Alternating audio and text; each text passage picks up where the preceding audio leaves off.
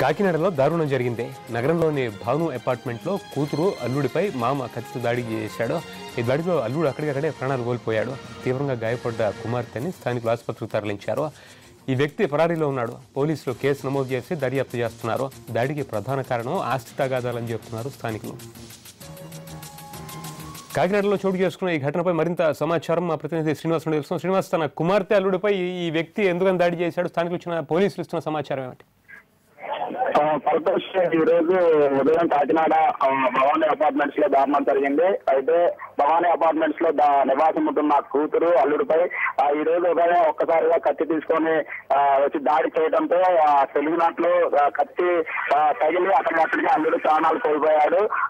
తర్వాత కూతురుపై కూడా దాడి చేయడంతో గాయాలతో బతికి బయటపడింది. అయితే పరిస్థితి మాత్రం విషమంగా ఉంది. అయితే ఆసుపత్రిలో చికిత్స పొందుతూ ఉంది. అయితే దీనికి ప్రధాన కారణం గత 10 సంవత్సరాలుగా ఈ అల్లుడు కూతురు అల్లుడు పెళ్లి చేసుకోవడం మామకి ఇష్టం లేదని చెప్తున్నారు. అయితే అది 10 సంవత్సరాల నుంచి కూడా ఇంతవరకు కూతురు ఇంటికి వాళ్ళ నాన్న రాలేదని చెప్తున్నారు స్థానికులు. అదేవిధంగా ఒక్కటేసారి ఈ రోజు ఒక్కసారిగా ఉదయం వచ్చి ఆ విషయాన్ని అంటే మనసులో ఉన్న కోపాన్ని అంతా ఒక్కటేసారి బయటకు తీసుకొని ఒక్కసారి అంటే ఉన్నది పథకం ప్రకారం ప్లాన్ ప్రకారం కూతురు ఇంటికి వచ్చి అల్లుడిపై దాడి చేశారు అని స్థానికులు చెప్తున్నారు. అయితే గత 10 సంవత్సరాల నుంచి కూడా అంటే పెళ్లి అయిన 10 సంవత్సరాల నుంచి కూడా ఈ రోజు వరకు కూతురు ఇంటికి వాళ్ళ నాన్న రాలేదని ఇక్కడ స్థానికులు చెప్తున్నారు.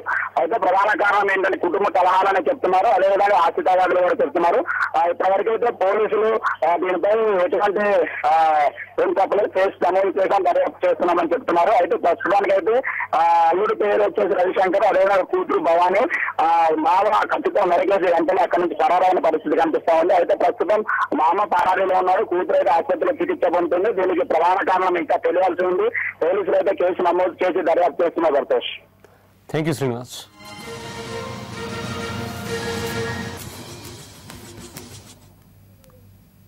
న్యూస్ ఆన్లైన్లో చిన్న బ్రేక్ తీసుకుందాం.